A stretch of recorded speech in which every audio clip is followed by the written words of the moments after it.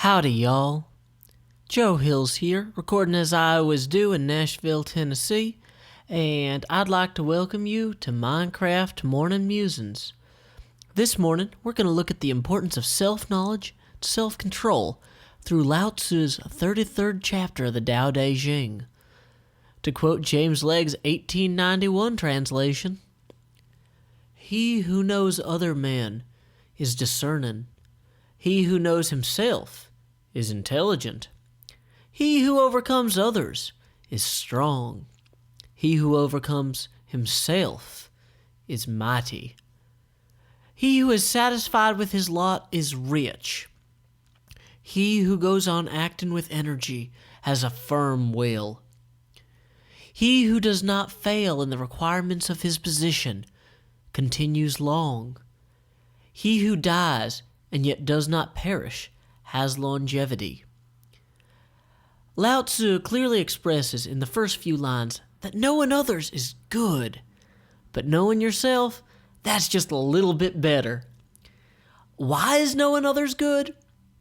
One can only be self-absorbed for so long before the wanton trail of emotional destruction you create from the joys of others becomes unconquerable. Like, you can't just go around ignorantly ruin everyone's lives, everyone else's lives.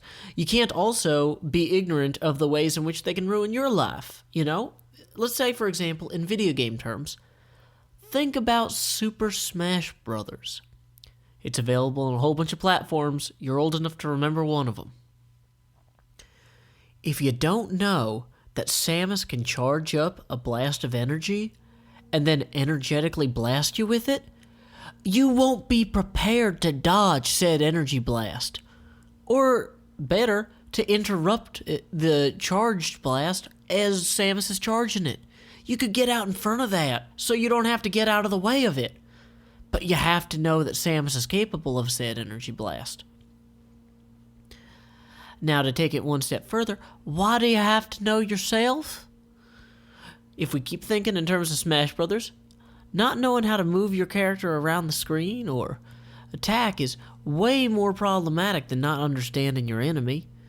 You're liable to fall off a ledge and die or all sorts of things, It's not just like, this other person's going to come along and ruin my day by impaling me with a spiky chain and then flinging me over, or this ice thing is going to throw ice at me because it's a twin.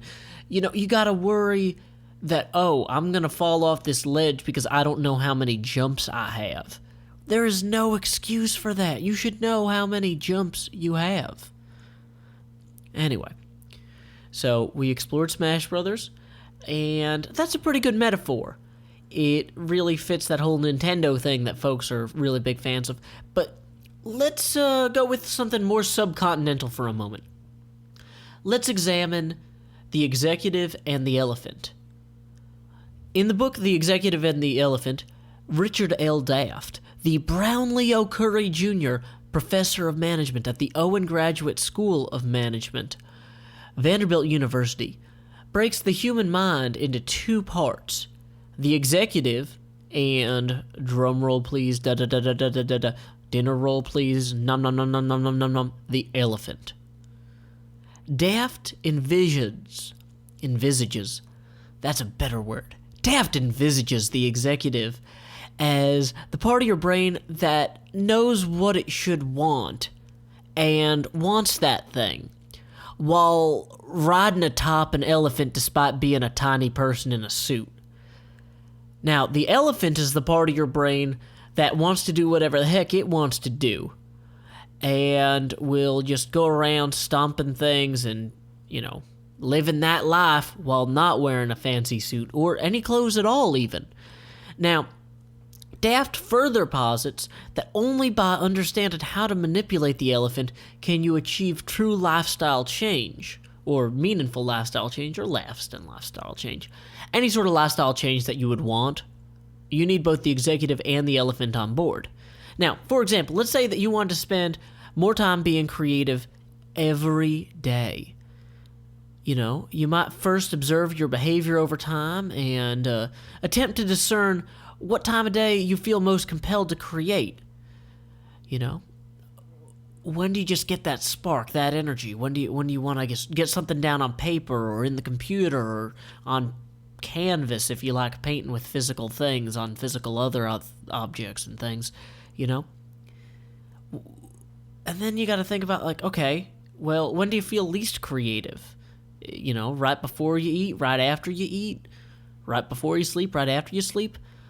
Let's just say that you know that you're most ambitious in the evenings and also have a hard time waking up early. Well, let me give you a hint. Trying to fight your daft elephant at 5:30 in the morning is unlikely to work out well for you. You're far better served to adjust your evening routine and, you know, focus on being creative then. Now, I think that this is all well and good, you know, okay, how can I do better? How can I know myself? But you know what? I want to leave you with a slightly more piercing question. What is it that you want to do that you aren't doing? You know, there's a million ways to go about doing whatever it is, or maybe there's just one of them and you're not doing it, but like, the answer wouldn't be the answer if you were already doing said thing. What is it that you want to do that you're not already doing? And what is it about you that is not conducive to doing it?